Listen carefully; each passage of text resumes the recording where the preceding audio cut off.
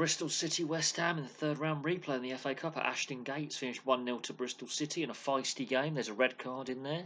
There's a missed challenge on Danny Ings that, had that been at the London Stadium, could have been a red if VAR gets involved.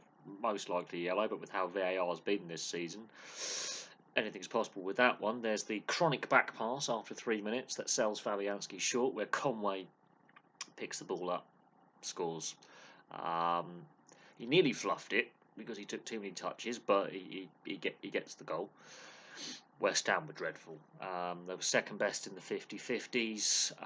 Bristol City, there was a bit of carryover from the first game at the London Stadium, which was a 1-1. There was a few feisty challenges in that. There was a bit of a carryover. West Ham did not fancy it tonight. They had a young and experienced bench as well, so several key players were not available tonight. Emerson was their best player. Fabianski, apart from being sold short of the back pass, had a very, very good game, a commanding game in goal, considering he doesn't play as regularly as I think he possibly should. He's more of their cup goalkeeper.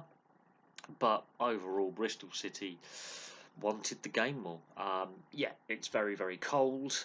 There were some concerns going into this week about a lot of these FA Cup replays potentially getting called off because of the weather. It's been ridiculously cold. It was -6, -7 this morning when I went to work, early hours. Didn't get above freeze until about midday, so it's been a very, very cold day. And I've been out working in it, so I know it's very, very cold now. It's about -2, -3 right now. West Ham just did not fancy it. They were absolutely appalling. Fabianski, I think, and Emerson were West Ham's two best players on the night. Conway was hopeless. I don't know what else to say about that West Ham performance. Now, the challenge on Danny Ings midway through the first half, if that's at the London Stadium with VAR, that yellow, is that a red? There's a follow through there. There were some other feisty challenges. And then at the beginning of the second half, the Benrahma red card and the Williams yellow card. Now, Joe Williams, there's one tackle's been allowed play on, which should have been a foul.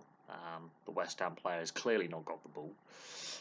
Benrahma picks up the ball. Williams hacks him down. He kicks out as he's on the ground.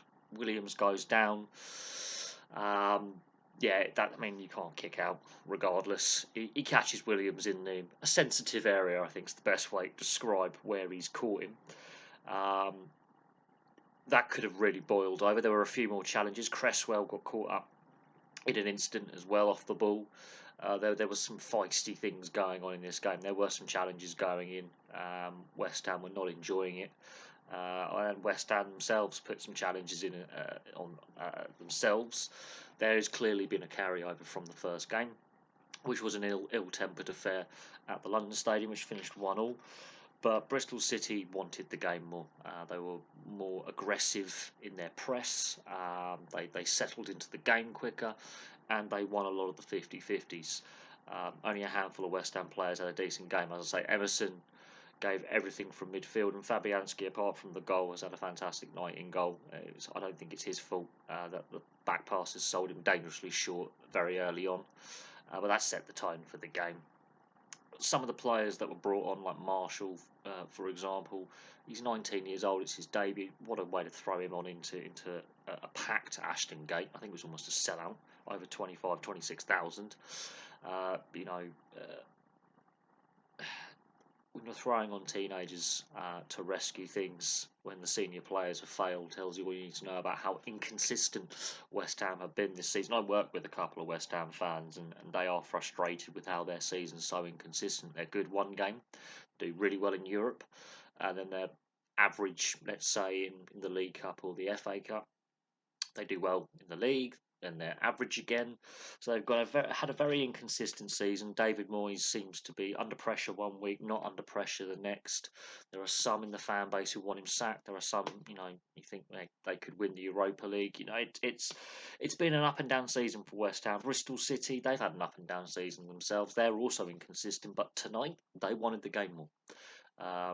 They created some very good chances. West Ham had some chances as well, and were just not accurate enough in front of goal. They had a period down to 10 men were actually, they looked pretty decent. But when you have a player sent off and you concede early on away from home, uh, in a midweek cup tie, in a replay, in pretty brutally cold conditions, you know, you make things difficult for yourself. Well, unfortunately, they didn't have a very experienced bench, and Cresswell, as one of the senior players, didn't have a good game.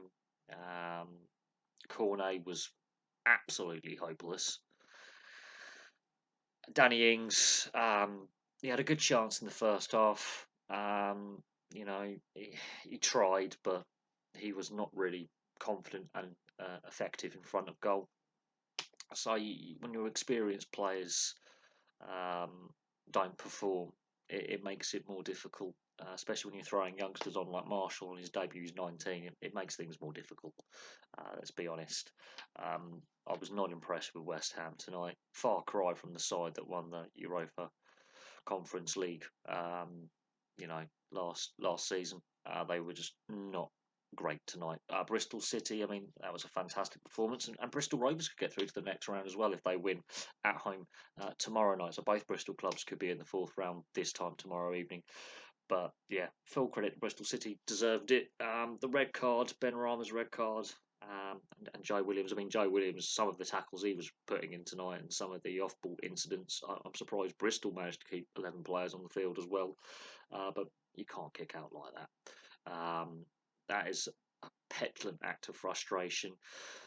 There was a tackle before that, potentially should have been a foul. Referee's given play on, which he shouldn't have done. It leads to another challenge. He gets hacked down, he kicks out, and he's off.